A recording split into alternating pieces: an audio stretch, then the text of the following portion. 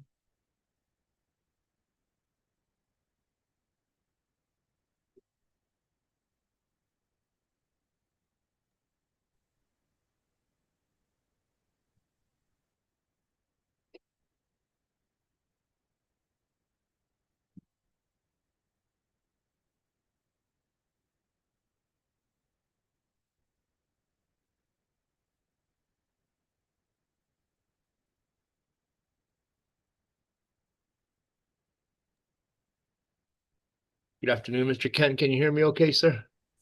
Yes, sir. Good afternoon. How you doing? Oh, it's another great day in paradise. Of Can't course it complain. is. Enjoy the weather. Enjoy the weather. Yes, sir.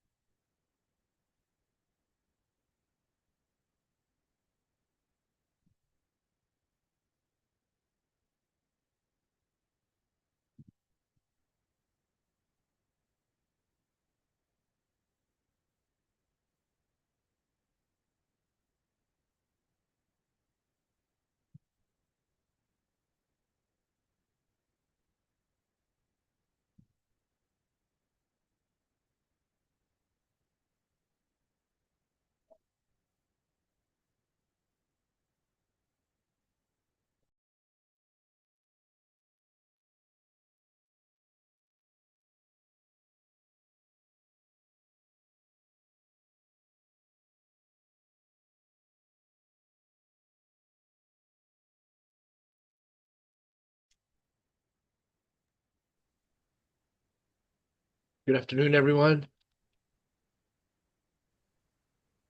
Good afternoon. Good afternoon, Jaime. Thank you all for logging on. Waiting on Chairman Garza. Elijah with GLO here. I know Shonda was having a little trouble logging on, but I'll be on for now. Sounds I good. just got on. Thanks, Elijah. Oh, Awesome. thanks, Shonda. Good afternoon, everybody. Welcome, welcome.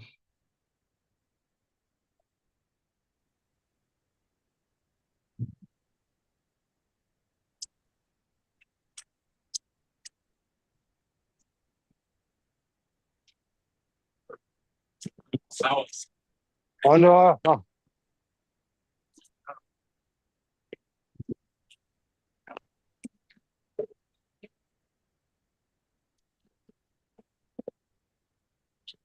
¿Dónde van? Oh, shit.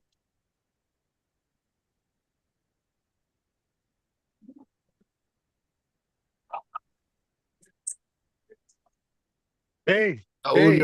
your mic's live, Saul, if you want to mute it. Thank you.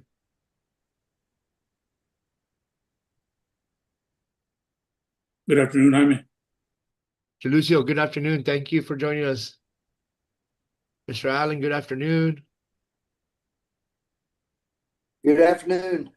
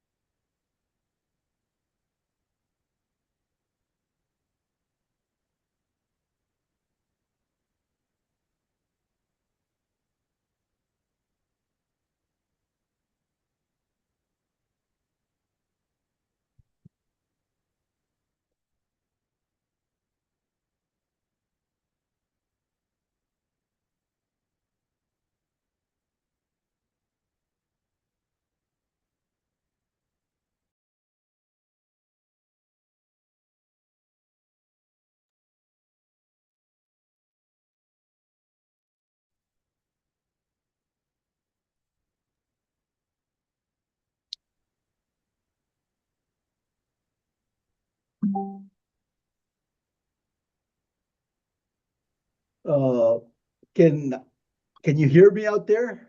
Yes, sir, we sure can. Okay, awesome, awesome. Thank you. I'm sorry we were having a sound connection problem. What you doing, Ron? It's doing that zooming in thing. Well, I can't help that. Yeah, It's zooming into you, Chairman, so it's good. yeah, well, yeah, but it makes people on the call dizzy, okay? We've already encountered, but we might have to just deal with that, okay? No worries, Just sir. we'll leave it alone, Ron. Just go ahead and get on the. Can we go ahead and do a roll call? Yes, sir. Everyone hear me okay? Yes, sir. Yes. Perfect. Yes. Sounds Yes. good. Perfect. Chairman David Garza. Present. We have Mr. Saul Garcia, proxy in for Commissioner Fuentes. Mr. Garcia? Here. Thank you. sir. Mr. Daniel Lucio? Mr. Lucio was on. I know he acknowledged earlier. Mr. Lucio? Yeah, he's on. Present. Perfect. Thank you, sir. Mr. Hudson Dewey? Mr. Hudson Dewey? Mr. Joey Trevino? Mr. Joey Trevino? Mr. Rene Estrada? Mr. Estrada? Did he respond? Mr. Joe Khalifa? Mr. Joe Khalifa? Mr. Jose Caso? Or Yes, proxy Clara Haley? I'm standing in for him. Okay, proxy. perfect. Perfect. Thank you. Mr. Martin Walker? Yes. Perfect. Thank you, Mr. Walker. We have Commissioner Ernesto Garcia. Present. Thank you, Commissioner. Mr. Troy Allen? Present. Thank you, Mr. Allen. Mr. Ben Escobar? Present. Thank you, sir, for joining. Good afternoon. Miss Annabelle Salinas? Present. Thank you, Miss Salinas. And Mr. Michael Kent? Present. Great. Thank you, Mr. Kent. Chairman, we have quorum. Now I'd like to cast for voting members, roll call for voting members, or for non-voting members, I'm sorry. Thank you. Mr. Willie Cupid? Mr. Adrian Perez? Mr. David Ramirez? Mr. Manny Cruz? Mr. Elijah Casas? Miss, Present. thank you, sir. Ms. Michelle Garcia? Mr. Nick Gallegos? Mr. Ramon Macias?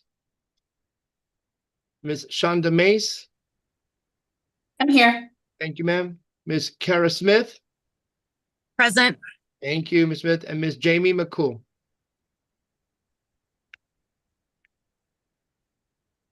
Okay. Of course, we have Mr. Nick Collins joining us from the Water Development Board. Welcome. Chairman, we have a quorum and we're ready to begin. Thank you, sir. Welcome everybody this afternoon to our meeting of October the 29th, posted timely for 2:30 this afternoon. And we do have a quorum, so we will proceed. Saul, did you get any written public comments sent to you? We did not, Chairman. Okay. I don't know if I Mr. do want to Garcia- welcome our new members that have recently come on. You know, this meeting is cursory and a requirement. We have to have two meetings this one and another one in the near future, so that we can go ahead and be able to submit some of the work product that needs to be submitted to the Water Development Board. So that was the reason we were called at this time. But also, the next item on our agenda is approval of the minutes for the meeting of July 16th, which was included in the packets that everyone received. Move to approve. Okay. I apologize, Chairman, just a quick typo on our end. The meeting was on August the 20th. The Yeah, I was meeting, gonna say- our last meeting was August 20th. Yes, sir. I apologize for that. It was on the agenda, for Yes, July. yes, sir. I So- apologize for that. We'll make that minor change on our agenda and then go ahead and approve it did I have a second somewhere? Second. Okay, all those in favor say aye. Aye. All Aye. those opposed, same sign. Motion Aye. carries. The minutes are approved. Next, we have a discussion and update from the Texas Water Development Board. Good afternoon, everybody. Jaime, is this when I'm going to be presenting my slides, or is that a different agenda item? I did not see it on the agenda, so I just wanted to.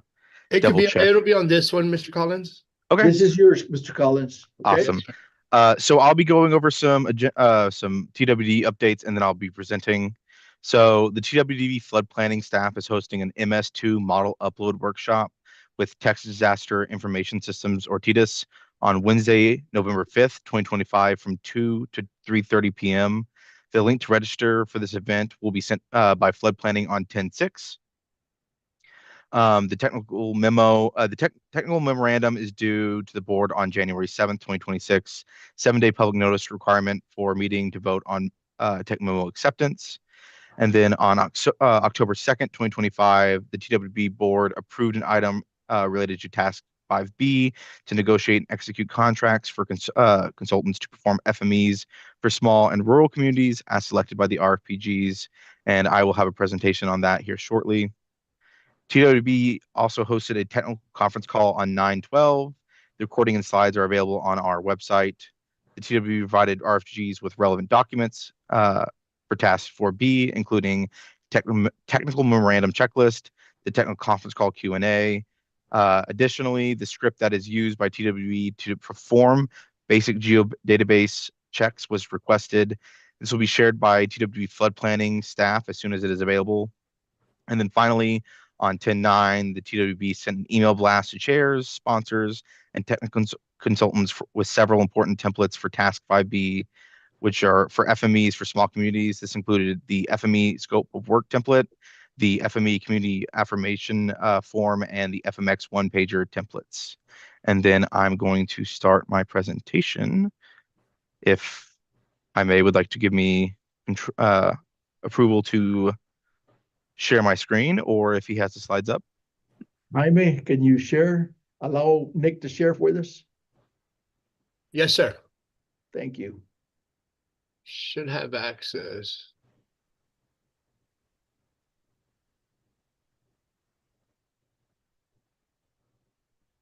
Looks like sharing is not turned on.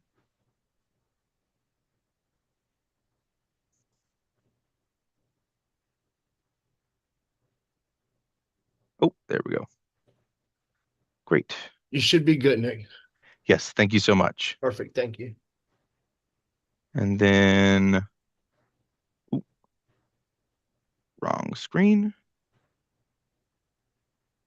Get this And I want to correct one. be, Nick, just for the record, I Yes, want to sir. make sure that if anyone at any point, don't wait or don't put in chat or whatever, at any point, if there's a question, just raise your hand and ask the question. Yes, sir. Yeah. If y'all have any questions, you can ask them now. I'll be going over things in great detail. So if y'all have any questions, please feel free to either raise your hand. I might not be able to see it. So if somebody would like to yell out, or if you'd like to Sure. interject at any time, please just let me know. But good afternoon, Chair and RPG voting members. Earlier this month, Chairman Garza reached out to TWB to discuss and find out more information regarding the FME for Small Communities effort. On that call, we covered what the effort is, what the purpose of it was, how it will be conducted, and how TWB will play a part. During the call, Chairman Garza had requested the Floodplain Division present on the FME for Small Communities effort and further explain to the voting membership what we are doing. So on October 2nd, the TWB board heard agenda item 5, which authorized TWB to negotiate and execute contracts with third-party consultants to perform flood management evaluation studies as selected by the regional flood planning groups to support the regional flood planning process. The RPGs will provide the order of timing of how they would like the FMEs to be performed by TWB within the list. Once a preliminary list of recommended FMEs to be performed by TWB is developed using the considerations which are listed on the next slide, the RFPG will approve the list of recommended FMEs at a regular RFPG meeting. And I believe that meeting is happening either today or tomorrow, or today or the next RFPG meeting. And then while also producing the list of FMEs for TWB to perform, the RFPG will be kept up to date on the progress of the FME along with the FME sponsor. This is to be an inclusive effort where TWB is not the main entity, but rather helping the RFPG to further their progress. So from Exhibit C, page 81, using the table of recommended FMEs prepared under Task 5A, but not already performed under Task 4C, the RFPGs will consider which FMEs are most likely to result in identification of potentially feasible FMPs and FMSs. For this task, RFPGs are expected to prioritize FMEs for small and rural communities that lack the resources and staff to develop, perform, or review FMEs independently. Beyond this requirement, the RFPGs have flexibility in recommending the list of FMEs to be performed by TWB, which may include considerations for emergency need, social vulnerability, available community resources, and scope. The RFPG will provide the order of timing of how they would like the FMEs to be performed by the TWB within the list. Once a preliminary list of recommended FMEs to be performed by TWB is developed using the considerations listed above or previously, the RFPG will approve the list of recommended FMEs at a regular RFPG meeting. So RFPGs are the RFPGs are to come up with clear criteria. An example of this would be population, AMHI, staff resources, which are then used to define FMEs for their region to be performed by TWB. Then they will have it approved by each region and provide it to the TWB, which I've stated previously. One thing I did want to point out was the definition of rural applicants is derived from the fifth IUP 2024-2025, and I can drop that link in the chat when I'm done with the presentation. The budget, as you can see, is $59 million. That is to be spread over 5 years, with each RFPG receiving $3.9 million for their 5-year cycle. The budget is to be used as the region sees fit. Nick, Yes. on the matrix to be approved, will all regional flood planning groups approve the same metrics, or will each one of us have our own? You will have your own. So whatever list you create or however you decide to rank your FMEs or whatever the FMEs that you would like see us do or take on, that would be up to you. That would be completely up to you. Okay. During our call previously, we talked about how there was concern that the TWD would be doing everything themselves. They would be selecting them, but the RFPG is the one that's in control here. Y'all are the ones that select the FMEs, send them to us, and then y'all are the ones that are going to be kept in the loop, making and then working with the FME sponsor along the way. So this is going to be a holistic approach to this. Thank you. Hopefully, yeah. The FMX one-pagers have already been added to the RFPG website, and the FME one-pager that is live on the TWB website is the same that will be used by the FME Small Communities effort. And then the scope of work and community affirmation form will be sent out, have been already sent out, but will also be sent out later and published on the website. The goal of this effort is for these FMEs to be drag and drop once completed and approved by the RFPG to be directly input into the draft RFP with little to no effort on the technical consultant's part. We know that with the timeline that's going to be coming up on this next slide, if it wants to, there we go. The timeline is a little bit short. We have only a year to do the first 2 FMEs. After that, the timeline does expand and it's not as quick. But with the first 2 FMEs, there are a little bit of requirements that we have to get through. So as I said previously, the goal is to have 2 FMEs started, analyzed, and completed within this RFPG cycle 2, so that they can make the draft regional flood plan. To meet this tight timeline, TWB is requesting the RFPG to rank and select 2 FMEs that they would like TWB to conduct first and be included in the RFP. The other FMEs will be the base for where TWB will be pulling from for future evaluations, but the RFPG is the one dictating the order and priority in which this will be completed. Due on March 22nd, 2026, or sorry, 2026, is the ranked list of the FMEs from the region in the standalone Exhibit C, Table 19, updated FME feature class, the FME one-pager, scope of work for only the first 2 FMEs, and the community affirmation forms, also for only the first 2 FMEs. And then due on April 24th, 2026, the scope of work for all FMEs on the FME list will need the scope of work filled in and the budget breakdown created. The scope of work and budget breakdown needs to be filled out and completed by this date. However, both items do not need to be 100% fleshed out, as there will be ample time before they are selected and brought up to be completed for them to be amended and reworked. One thing to note on the community affirmation form is that number 3 on the form requires that the RFPG to get in writing from the community that the community does not have the resources to perform the study and will benefit from the state funding. This is required for the FME to proceed. And one thing that I did want to know, I know I talked about it, but the short timeline between March 22nd and April 24th, the first FME scope of work and community affirmation form, that's the main one. The secondary one, which is April 24th, the scope of work just has to be filled out, which can be pretty much plug and play from the FMX one pagers that are going to be put into that have already been in the previous RFP, as well as the plan amendment. And then for the community affirmation forms, these can be amended later on. All of this stuff is not set in stone. So whatever the RFPG and the technical consultant does fill out can be amended later, because we do know that trying to get a budget this far out and trying to get potentially hundreds of FMEs work through with both scope of work and community affirmation forms is not feasibly feasible at this moment. So we completely understand, and we are trying to accommodate that. So if there is any concern with that, please know that this is not a once you submit it, it's done. And then Nick, yes, one question, I just want to make sure we're clear.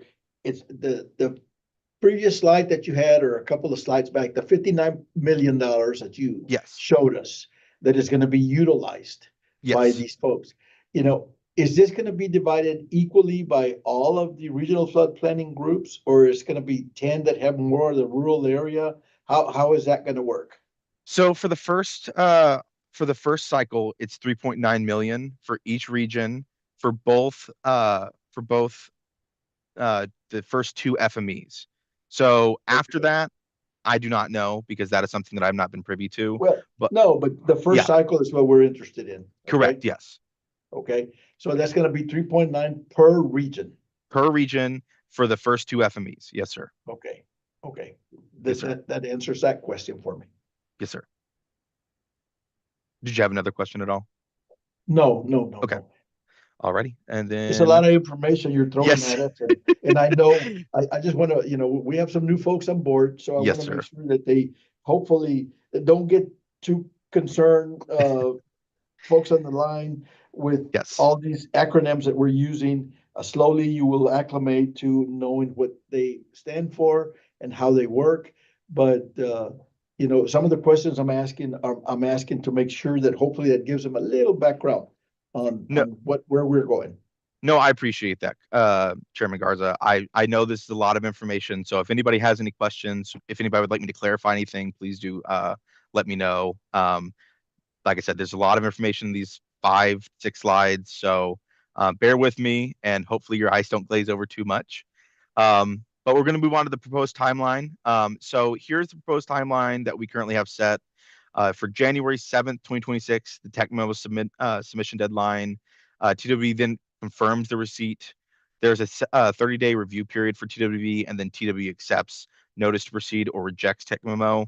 And then on March 26, 2026, the list of FMEs submitted to TWB will be sent over.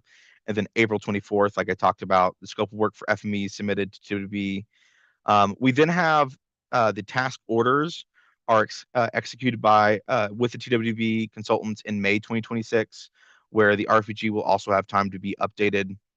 Then we have the midpoint update again for the tech consultants to the RFGs, where questions and comments can happen.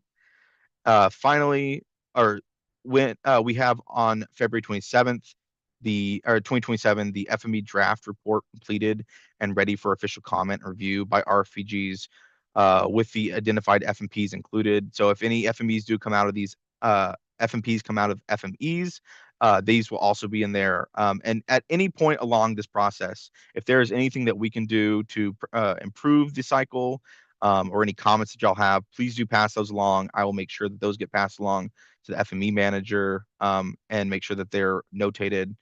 And then finally, we have on April 26, 2027, the FME final reports are sent to the RFPGs for conclusion and the draft 2028 RFP. These FME final reports will be drag and drop, as stated earlier, as we saw and knew that this process may require additional effort and aimed at minimizing as much additional work as possible. Since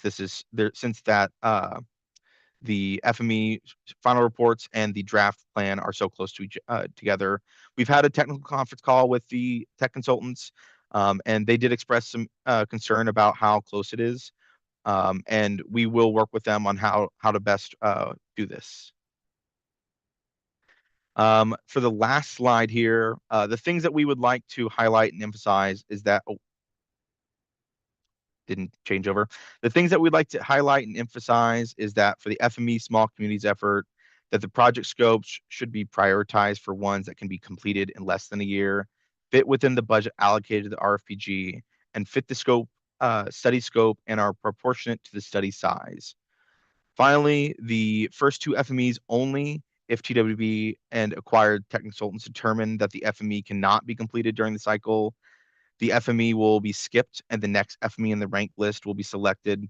This is why when we consider ranking the FME, it is imperative that ranking is a major portion, as this is the ranking that will guide the process going forward. This is the first time that we are doing something like this, and there will be bound to be things that arise or issues that need to be corrected. Comment from RFPG voting membership and continued feedback from the RFPG are vital to make this process as streamlined and effective as possible. TWD is not the ones conducting these studies, but rather assisting the RFPG with furthering their goals and identifying flood risk for communities that lack the resources. And then if there are any questions, I'd be happy to answer them now. I will also note that the details besides what was discussed has not been published, but will be published here soon. And those details, while I might not know, I would be happy to notate the questions and get back to everybody at the next RFPG meeting or via email, whichever y'all prefer. And then I will stop sharing. And if y'all have any questions, please let me know. This is your chance for anyone out there to ask some questions. Please do, if you have any. Yes, please. Is this slide presentation available? Can you email it to I us? can definitely email this. Yes, right after I can email this after this RFPG meeting. Just post it on the chat. Oh, yeah, I can try to drag and drop the file. I believe it's also posted on the Region 15 website. Okay. Yes, Okay. it is. Yes. My next question sounds good. Just real quick, and I know I should probably know this. Could you identify yourself, sir? Huh? Could you identify yourself? This is Commissioner Garcia. Commissioner. These programs for, you call them small cities. Yeah. What population are you looking at? So this is, let me grab that link for you. So this is the definition for rural applicants is derived from the 5th IUP, the 2024-2025, and you can find it. I'm going to drag and drop that into the chat real quick. You can find it here. That is something that the RFPGs will be utilizing and prioritizing. I do not have it right in front of me. I wish I had kind of thought of grabbing that information before this meeting, but you can find that in there. And if you can't, please do let me email me. I did not have my email at the end, but I will add my email to the chat as well. And if you cannot find it, please just shoot me over an email and I can Just give along. me or Jaime a call, Commissioner Garcia, if you have any questions also. But it doesn't have to be a small city. It can be a small rural community. Correct. Okay? Correct. Or county? Or county. Yeah. Correct. As long as that the county, community, or whoever states that they do not have the resources or time to do the FME themselves, and that they would like the TWB to perform it on their behalf. Thank you. Yes, sir.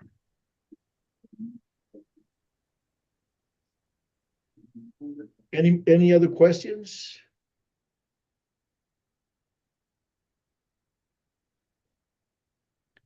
I think the one thing that is going to be really important here is the 1-year completion time of the project.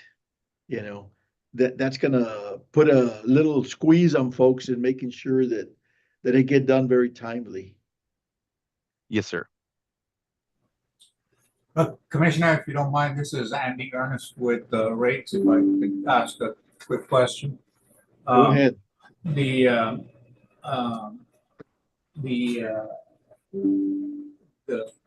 development of FMEs for small communities is a different animal than with for large communities. I mean, there is the Lower Grande Valley TPDS Stormwater Task Force was engaged in developing an initial set of FMEs for small communities in this area. And they were successful because they had a prior relationship with the communities and they are focused on small community engagement.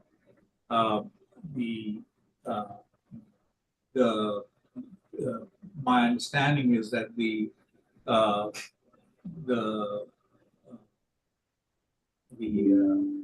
the development of these FMEs uh, would be uh, uh, would be through a consultant uh, uh, uh, pre-selected by the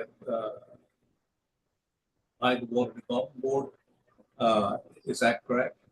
That is correct, sir. The procurement and all of that is occurring through the Texas Water Development Board.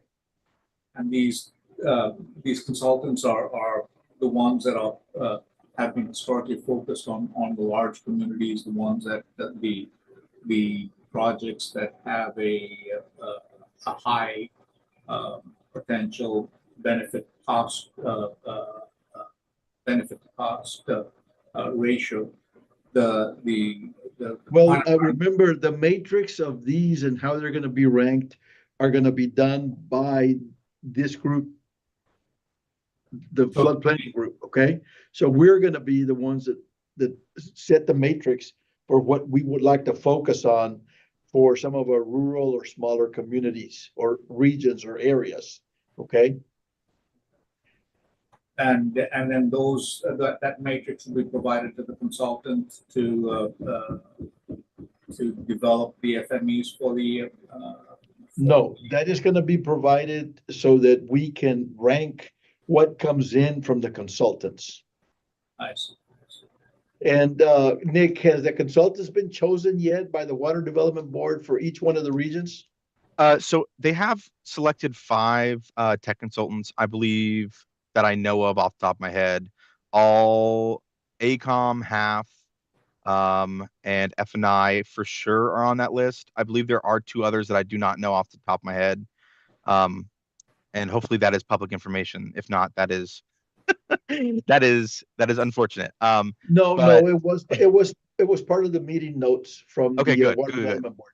Yeah. Good. Okay, then I'm glad I didn't overstep there. But yes, those are the selected tech consultants. We have not selected or divvied out who's going to be doing what. I believe that their consideration may be going towards who the RPG is already uh, uh, contracted with, may be doing it, but I do not know. I believe that is higher up in the management. And I did want to clarify something for Ernesto. That the rural community, I did get a clarification from my manager, who's also on this call, Kevin Wessels, that the rural definition is based on what the RFPG would like to do. So whatever the RFPG decides to define or use a metric as, that is what the RFPG will use as rural. So that will be up to y'all to decide. Commissioner, this is Andy Ernst again. I guess my concern is that I mean, nothing against the consultants that have been identified, but these are large entities used to dealing with large scale projects and large scale communities. And my concern is that the elucidation of FMEs from small communities requires a little bit more of a local touch. I think we recognize that here in the valley. And is there a mechanism to ensure that type of the engagement with the small communities? I think the method is going to be, that the FMEs that are produced are going to be all vetted by the regional flood planning group.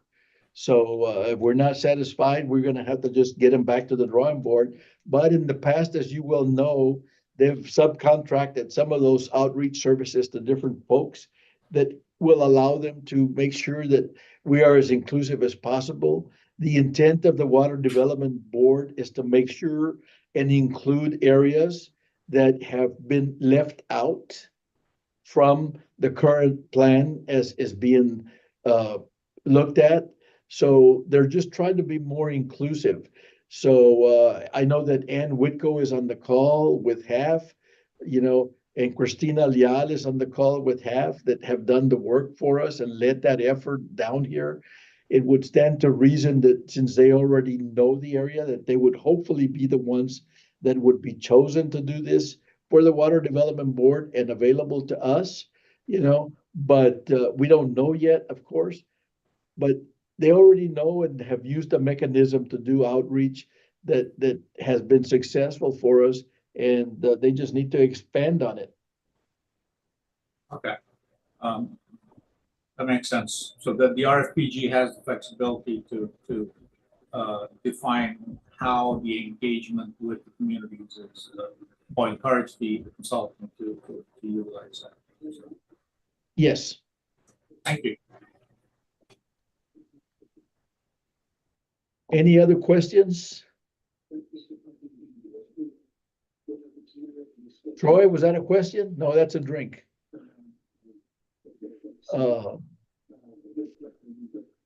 If there's no other questions, Nick, I certainly appreciate the presentation you gave us, the information you provided us. And I saw that you already put your email on the chat box and all. So if anyone comes up with any questions at any time, feel free to call Saul, myself, or Nick, and we will make sure that you get your questions answered. Not that we have the answers, but we'll get you to the right folks that will get the answers for us, So I appreciate the update from you, Nick. And if there's no other questions, we'll move on to item number 6, Saul, is the approval and certification of any administrative expenses incurred by the planning group sponsor for the development of the regional flood plan. None to certify at this time, Chairman. Thank you. Okay, thank you, sir. Number 7 is discussion and approval of applications submitted by nominees for Region 15 voting members. And I believe that in our packet was included one nomination, right? That's correct, Chairman. And that was the only one. That's the only one received during the nomination period. Yes, sir. Okay. Any comments, concerns, questions, or thoughts on the nomination that we received? The nomination we received is an individual by the name of Olga Ramos from Maverick County. And she is a Maverick County Commissioner and a public servant. You all have all the information. At this point, I will entertain any questions or comments on this individual.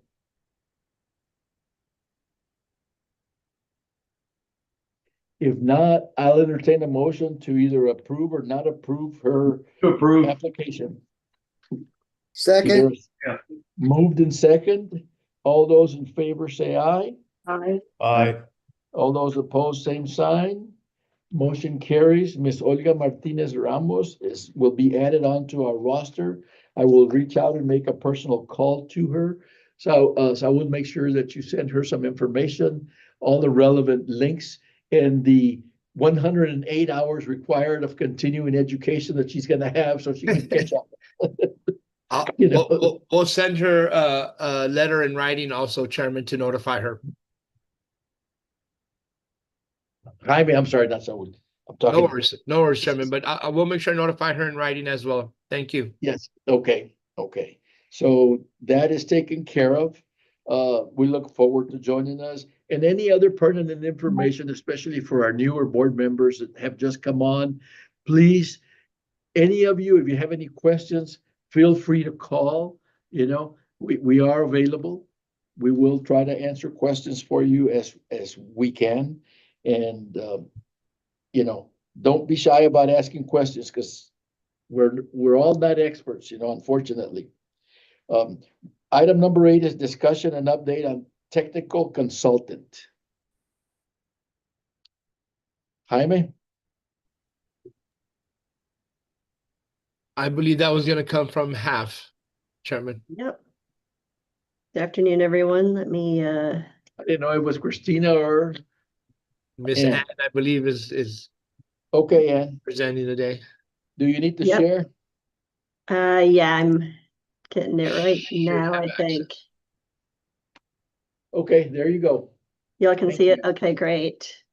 Well, thank you so much, everyone. Good And afternoon. Thank you for being again, I'm here. going to open it up to the group. Please, if you have any questions, feel free to interrupt. Yes, please. Please go ahead. So we have a brief update on the progress that we've made on the first 4 tasks and the things that we're going to need to wrap up by the end of the year before the submittal deadline for the technical memorandum, which was mentioned that's due January 7th. Sorry, hang on. Okay. So just a quick overview. I'm going to give a very quick update on where we stand with task 2A and 2B and talk a little bit about the 2 public meetings that we had back in September. I'm then going to hand it over to Erica Hernandez, who's taken the lead on task 3A, which is a summary of Region 15's current floodplain management practices. And then she'll talk a little bit about specific practices that were recommended during the 2023 regional flood planning cycle. And then later on in our agenda, I believe it's item 10, we are going to request a discussion on that item on the practices from the first cycle and possibly an action on whether we would like to make any modifications to those standards or whether we should continue to recommend them or if we want to move towards adopting them. Following Erica's update on floodplain management practices, El Marina Hosa, you've heard from him before in these meetings. He'll provide an update on the new FMXs that we've received during our most recent request for submittals that was due on October 3rd. We received a lot of FMX submittals. We do have some that are overlapping one another in terms of benefit areas and some that were already included in the 2023 plan. So we've been doing a lot of follow-up meetings to get clarifications and determine and get agreement from all the parties on how to best move forward. So Elmer will give a little update on that. And then at the end of the presentation, I'm going to talk a bit more about the tech memo and the next steps that we need to accomplish, including one additional meeting. And Commissioner already mentioned this, but we will need to have one more meeting to approve the tech memo prior to the submittal deadline in January. So just a quick reminder, task 2A is our existing condition flood risk data that ultimately gets incorporated into the flood quilt data set in the state flood plan. During our previous meeting, the planning group approved the use of the data sources ranked on the slide for the preliminary existing conditions flood hazard data going into our public meetings. The data included sources that were leveraged for 10, 100, and 500-year annual chance events, with FEMA's National Flood Hazard Layer data being given the highest ranking as the regulatory data set, followed by base level engineering data, NFHL or National Flood Hazard Layer data from approximate study areas.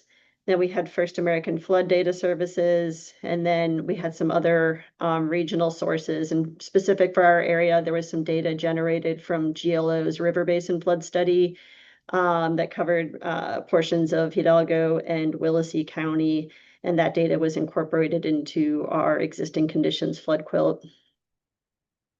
So the data was presented during 2 public meetings. It was also posted on the Region 15 website. Both the meetings we had were hybrid that had both in-person attendance and virtual options. The first meeting we had was in Weslaco on September 10th, and then we had a second meeting in Laredo on September 22nd. We had pretty good turnout overall for both meetings. The first meeting in Weslaco, we had 43 attendees in all, and then we had 22 that attended the meeting in Laredo. We only received a couple of comments on the existing flood risk data, but we did get several questions about FMX submittals during these meetings, which led to several follow-up meetings with community stakeholders, and some are communities that are a little newer to the regional flood planning process. So we had a lot of good contact with communities as a result of these meetings. The comments that we did receive on the flood risk data have been incorporated into our flood quilt. And then item 9 on the agenda, we're going to be asking for your consideration to approve the flood quilt based on the comments we received during the meeting. So you already approved all the sources and the preliminary one in the last meeting. Now we're just asking for a final approval to incorporate the couple of comments we received during the public meetings. And then moving on to task 2B, During our July Regional Flood Planning Group meeting, we presented 4 different fathom-generated scenarios that were provided by Texas Water Development Board for consideration on the future flood hazard data. The Regional Flood Planning Group approved the use of Scenario 3, which was consistent with Texas Water Development Board's recommendation and the recommendation of the technical consultant after we were able to spend some time reviewing the different scenarios and making sure they made sense for our region. Scenario 3 basically estimates future flood conditions, assuming significant increased risk from climate forcings, while also incorporating estimated subsidence and land use trends. So it's essentially like a worst case scenario. So since the time that we received approval from the flood planning group on the Scenario 3 data, we have completed the future flood exposure analysis. We're just wrapping up a couple final things right now. The results of the analysis are presented on the table on the left side of the slide. And then the figure on the right shows some of the data that was considered during the analysis, including railroads, power transmission lines, natural gas lines, and roadways. And then other data sets that aren't on this map, but that were evaluated include buildings, both residential and non-residential, and critical facilities. We looked at agricultural land and then roadway crossings. Flood risk was evaluated for the 100 and 500-year storm events and 10-year, as it was during the, let me restate that. It was evaluated for the 100 and 500-year events, similar to how we did during the first planning cycle. But this planning cycle, we also looked at the 10-year event, which is a new requirement for the 2028 Regional Flood Plan. In general, we saw a 2 to 3-fold increase in flood exposure is observed across all exposure types when we compare the 10-year to the 500-year events. Buildings, and again, that includes both residential and non-residential structures. We saw nearly 80,000 impacted structures for a 10-year event. And then this went up to almost 238,000 for a 500-year event. Roadway analysis, which has significant implications for evacuation, recovery, and access to critical resources during and after a storm event, indicate that across the region, over 3,200 miles of roadways are impacted by flooding for a 10-year event. And then that number jumps up to over 6,000 miles for a 100-year event and 7,900 miles for a 500-year event. So right now, as we wrap up the final exposure analysis on the future flood risk data, we're working through the tech memo and preparing all of the necessary databases, tables, and figures that will need to be submitted. And then we'll have a draft of this information along with everything else that's included in the tech memo for your review by late November, early December. So next, I'm going to hand it over to Erica Hernandez to provide an update on Task 3A. Erica is a graduate engineer in our Brownsville office and the task lead for the Cycle 2 to assess floodplain management practices across the region. So Erica, I'll hand it over to you. Okay, thank you, Anne. The main purpose of the floodplain management comes down basically to 2 main goals. First, we want to reduce the existing risk, which involves protecting life and property that are in flood-prone areas. And second, we want to prevent new risk, making sure that future development doesn't create or worsen flooding problems in areas we already know that are vulnerable. So some examples of how this can be done include establishing flood ordinances, subdivision guidelines, and participating in the National Flood Insurance Program, also known as the NFIP. So for Task 3, these management practices are made up of several sections, as listed here, and one of those is being whether the regulations follow those established by the Texas Water Code. Next slide, please. So for Cycle 1, we gathered and reviewed documentation such as flood ordinances, master drainage plans, and we also checked FEMA's NFIP participation list. And from there, we were able to see which entities meet the minimum flood elevation requirements and which ones exceeded, such as when the lowest floor is built higher than the base flood elevation. Based on that, we were able to classify the standards for each entity, depending how strict the requirements are. So the standards we have range from none, where there is no floodplain management practices in place, Hello? to Yes. Yes, ma'am, go ahead. I'm sorry to interrupt. I'm getting feedback, so I'm hearing like delayed. The speech, it's like duplicated. So I don't know if somebody is not muted. Okay. We that have worked. somebody with their, Annabelle, did you have a question? Because you got your hand up. She Yes, said she was having trouble with some feedback and having trouble hearing. Okay. Okay, it's all right. Whatever it was, it's fixed now. Thank you. Okay. Great, sorry about that. Thank you. Thank you for letting us know. Okay. So where did I leave off? Yes. So we were able to look at the entities which meet the minimum flood elevation requirements and then which ones exceeded, such as when the lowest floor is built higher than the base flood elevation. So from that, we were able to classify the standards. So we have standards that range from none, where there is no floodplain management practices in place, and ranges all the way to strong, where all the standards exceed those set by the NFIP, or if the entity participates in the community rating system. Next slide, please. So for cycle 2, our goal was to fill in the gaps from the first cycle by collecting new and updated information that the entities provide. So for example, in cycle 1, we weren't sure if Dimmitt County had any floodplain management regulations, which is why in the first cycle we labeled it as unknown, but this time we were able to find documentation that they do. And then we also found other entities who had new information, such as Kinney County, the cities of Combs, Donna, Ed Couch. So in addition to that, we also rechecked the NFIP participation list to see if any entities had joined, and we were able to review updated ordinances and regulations to see if any standards had changed, as if they increased the minimum standards. And then any information that had an online link, we had it saved directly into the data set to reference it in the future. Next slide, please. So in this slide, we have these tables which give a very quick overview of a few indicators that are related to the floodplain management practices, reflecting from cycle 1 to cycle 2. Overall, the NFIP participation stayed about the same. As you'll notice, you'll see a small dip within cycle 1 versus cycle 2. And that's because we actually had an entity for cycle 2 that wasn't included in the first cycle.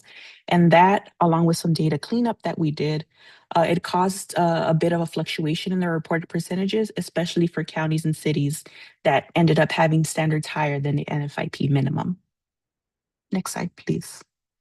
And then, so finally, in the last planning cycle, these were the standards shown on the slide that were presented to the flood planning committee. The committee discussed whether to adopt or recommend, and ultimately decided to recommend them, since the group isn't an authoritative body that can enforce standards. And also, adopting these standards would mean that communities would need to include and enforce them with their ordinances and stormwater management policies to be eligible to submit the FMXs for the flood plan. Not only does this make it difficult for local stakeholders to submit these FMXs, but it also creates an additional burden for the flood planning group to verify that these standards are being met. So just a quick rundown of what these standards are. We have floodplain mapping, which would use FEMA's firm maps for base flood elevations when there's no detailed H&H or BLE study available.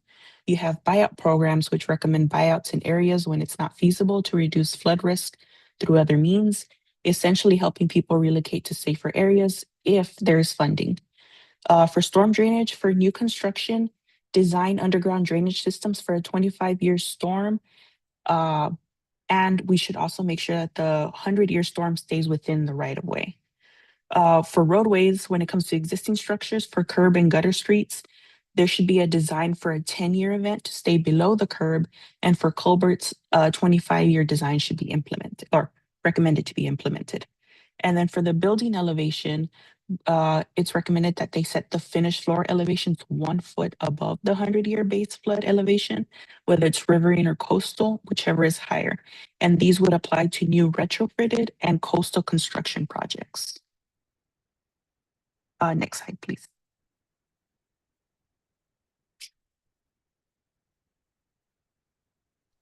All right, I think I'm gonna take over. That's task 4A. I'm gonna be talking about the the FMXs that we've received for this 2028 cycle. So I'm just gonna provide some quick overview and then a brief comparison with the FMXs that we had on the previous cycle. Anne, can you go to the next one? So I'm gonna start with flood management evaluations. Here's a map with the locations of entities who submitted FMEs for the region, and then a detailed list of all the entities. In total, we received 73 FMEs for consideration. Go to the next one. For FMPs or flood mitigation projects, same thing. We have the map with the location of the FMPs and the entities who submitted those, and then a list of all the entities. Total for this cycle, we received 73 FMPs for consideration. Go to the next one. FMSs or flood management strategies. This is the last one. We received a total of 5 FMSs, and yeah, let's go to the next one so you can see a brief comparison. So just for a little context, with regards of the numbers that we received on the previous cycle in 2023, we had a total of 586 FMXs that we actually recommended, and the associated cost to perform those was close to $1.4 billion. So moving on to the next one, on this one, we have a total of 169 FMXs that we are looking at, and the total to implement those projects would be close to $1.8 billion. And these FMXs are still under review. And like Anne mentioned, we did saw some FMPs that were overlapping. So we're still coordinating with entities who submitted those FMXs. So the numbers that we're showing here are gonna change. And then on the right side, we have a pie chart showing the FMXs by county. So most of the FMXs are coming from Cameron County and Hidalgo, and followed by Webb County. But yeah, this is the quick update about the FMXs that we've received so far for 2028 cycle. Great. Thanks, Elmer, for that update. So now we are including all those submitted FMXs in our list of potential ones. And as we go through, like Elmer talked about, and looking at areas that overlap, right now we're only designated ones as being infeasible if they're duplicating the effort of another FMX.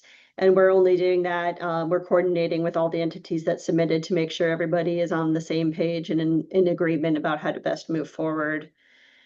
So looking ahead to our first major deliverable for the 2028 Regional Flood Plan, which is that technical memorandum due on January 7th, 2026.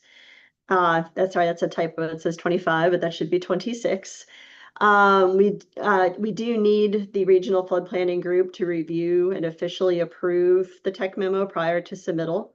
And so with the holiday season upon us, we're working to have that tech memo and all the supporting documents prepared by the end of November or very early in December at the latest. And then we'll make those materials available for review.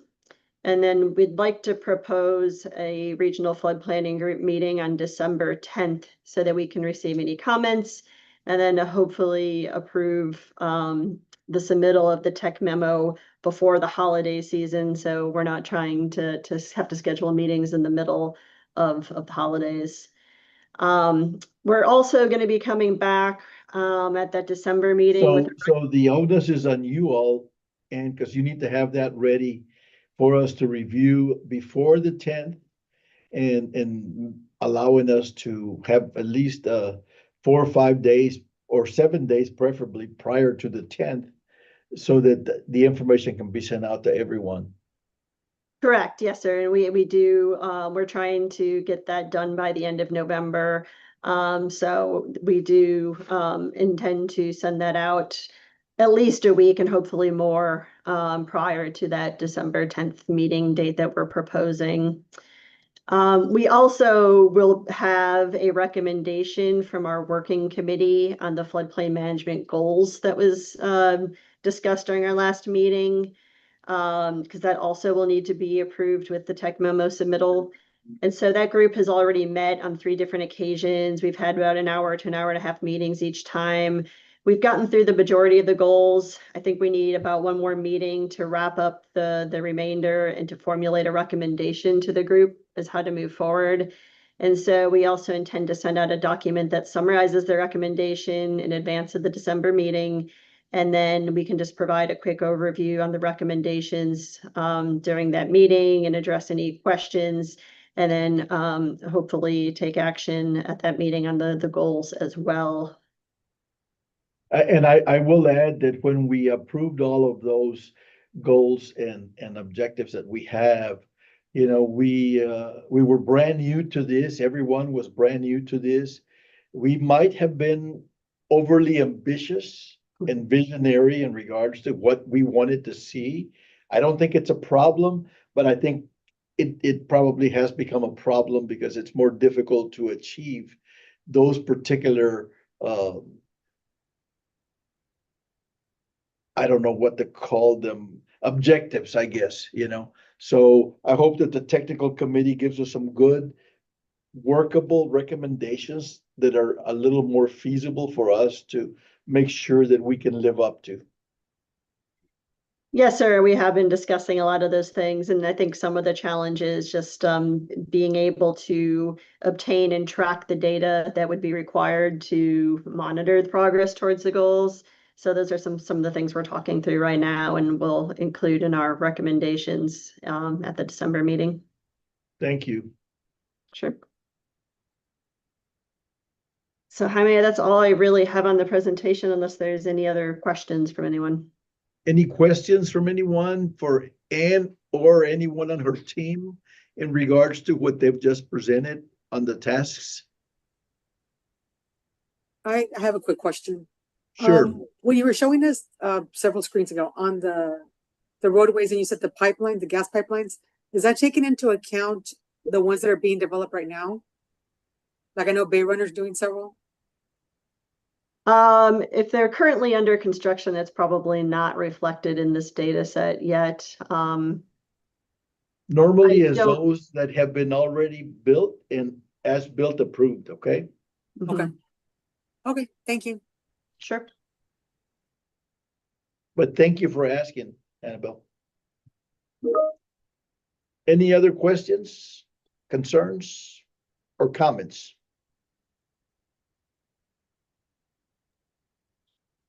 If not, thank you, Ann, so much, you know. Jaime? Any comments from you? No, sir. Not at this Okay. time. Thank you. Okay, on item number 9 is consideration and possible action to approve the existing conditions flood quilt for inclusion in the technical memorandum. And what do we need to do on this one? Yeah, so during our last meeting, you already approved all of the preliminary data sources we were using going into our public meetings. And so now that we've kind of had all the public meetings, we've presented the data, we've requested comments, we received a couple, not very many, but we have incorporated those areas and the defined areas that were identified from community members. We're just looking for a final approval to move forward with submitting those data sets with our technical memorandum. So we just need to approve what. That's all, yep. Okay, You essentially already did, it's just kind of a final check. right. But just for the record, I think we need to just do a motion to approve, you know, in the flood quilt, the inclusion of the technical memorandums that have been discussed. So I'll entertain a motion from someone.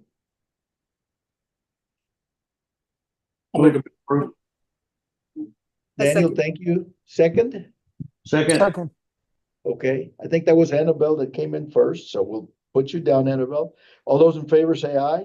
Aye. Aye. All those opposed, same sign. Motion carries.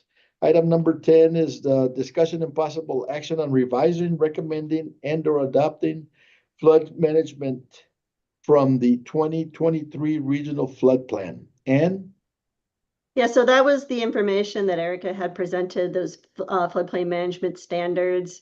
Previously, the group agreed that since the regional flood planning group didn't have the authority to enforce them, and it would create additional burden for communities to submit FMXs, the recommendation was to include those standards as recommendations as opposed to adopting them. So we need to reapprove those standards and agree on whether they should continue to be recommended or adopted. And then the other thing is whether they apply regionally or to certain subsets of the Region 15 area. I will note that previously during the 23 planning cycle, all of those standards were applied uniformly across the entire planning region. So if anybody has comments or modifications or anything they want to discuss more on those, we could bring it back, or we could discuss them now, or if everybody's comfortable in continuing with the same standards that were vetted during the 23 planning cycle, then we just need a motion to approve them. well, I think that we need to make sure we include them as recommendations, because we don't want to have any outliers out there being excluded because, we're calling them adoption actions. Mm-hmm. So I don't know how everybody feels about this, the rest of the folks, but I don't, well, we don't have enforcement authority for one. And I think that we can put them on there. It does not negatively impact our flood plan by saying we're recommending and not adopting, right, Ann? Correct. So any comments on that from anyone else?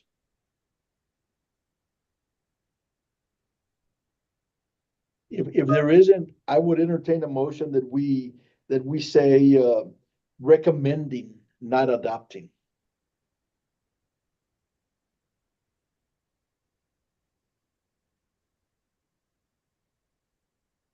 Is there a motion? So move. Thank you, Michael. Is there a second? I'll second. Thank you, Mr. Lucio. All those in favor on making sure that we recommend as the preferred terminology in our flood plan, in our flood regional plan, say aye. Aye. Aye. All those opposed, same sign. Motion carries. Thank you so much for that. I think that will make things a little bit easier for everyone moving forward. Item number 11, Jaime, are there any public comments from anyone that is online that wishes to speak? None received online or via phone call, Chairman, at this time. Thank you, sir. Item number 12 is consider date and agenda items and there were a couple of agenda items, Jaime, that I sent you that we're going to go ahead and submit. There were minimal informational items. Yes, sir. But December the 10th seems to be like a good time after Thanksgiving, before Christmas, and it's a Wednesday afternoon like today at 2:30 that we would be recommending. I don't know how the rest of you feel about that date, but this would be a good time to let us know so that we can make sure and try to continue having the quorum and giving, of course, half enough time to come up with what they need to present. Any issues with the 10th of December? Not for me. Nope. Okay. Okay, we will then make that the date, Jaime. And if there's anything that comes up, of course, we will always work around and making sure that we try to accommodate the majority of us, so that we can have a quorum present. Yes, sir. So that being the case, the meeting is adjourned, and man, we didn't take 3 hours. Thanks everyone for joining us this afternoon, and everyone have a great Thanksgiving coming up. Thank you, Commissioner. Thank you. Thank you, everyone. Thank you. Y'all have And fun. always know that we're a phone call away. Thanks, everyone. Thank you. Thank you. Thank you.